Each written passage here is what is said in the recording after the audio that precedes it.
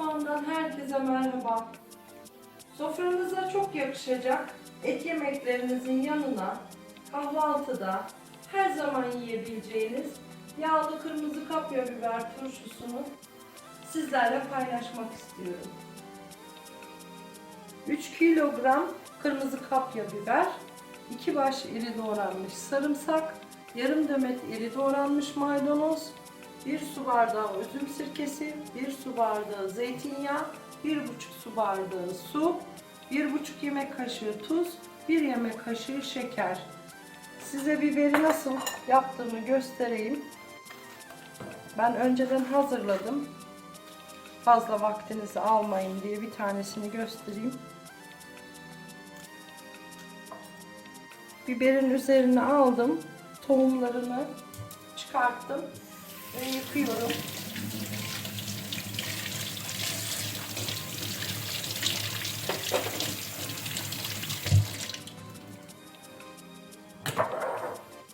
Yıkadıktan sonra önce ikiye, sonra da 2 parmak kalınlığında parçalar haline bölüyorum.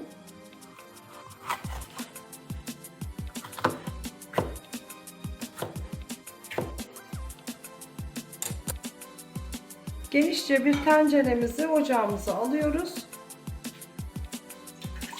Sirkeyi, zeytinyağını ve suyumuzu ilave ediyoruz.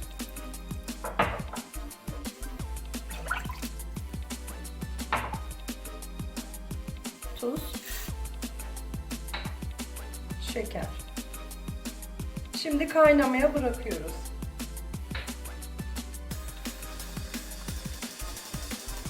Kaynayan su ve yağ sirke karışımımızın içerisine doğramış olduğumuz biberlerimizi atıyoruz.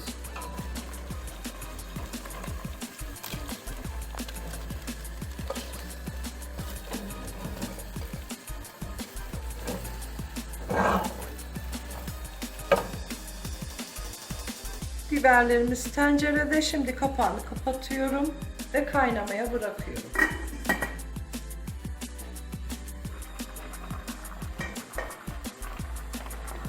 Tenceremiz kaynamaya başladı.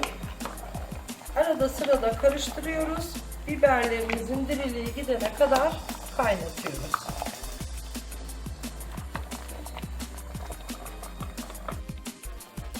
Biber turşumuz hazır. Böyle kaynadıktan sonra ben dakika tuttum. 10-12 dakikada biberlerim yumuşadı. Ara sıra karıştırdım. Harlı ateşte pişirdim. Şimdi sarımsaklarımı ilave ediyorum. Maydanozu ilave ediyorum. Ve karıştırıyorum. Altını kapatmadım.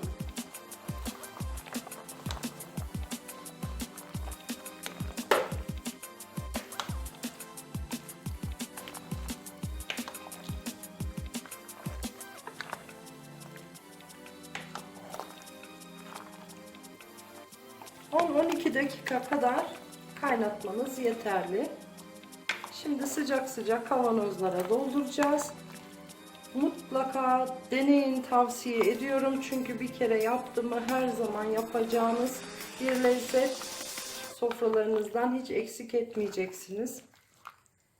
Şimdi ben küçük kavanozlar aldım. Tek seferlik daha iyi oluyor ama siz istediğiniz boyutta koyabilirsiniz. Böyle suyundan, biberlerinden iyice dolduralım. Biraz da şöyle bastıralım. Sonra kapağını sıkıca kapatıp ters çevireceğiz.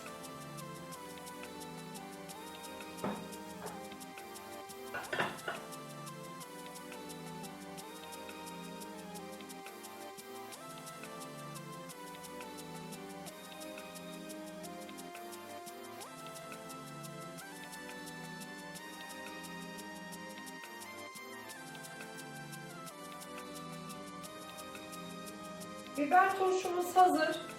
Soğuyunca da hemen tüketebilirsiniz. Sonra Kısa tüketeceklerimizi kavanozlara aldım. Üzerlerine kalın bir bez ile örtüyorum. 8-10 saat sonra örtüyü alıp serin ve kapalı bir yerde muhafaza edeceğim. Dilerseniz buzdolabınızda da muhafaza edebilirsiniz. Kanalıma abone olup beğenilerinizi unutmayın. Sağlıkla kalın, hoşça kalın.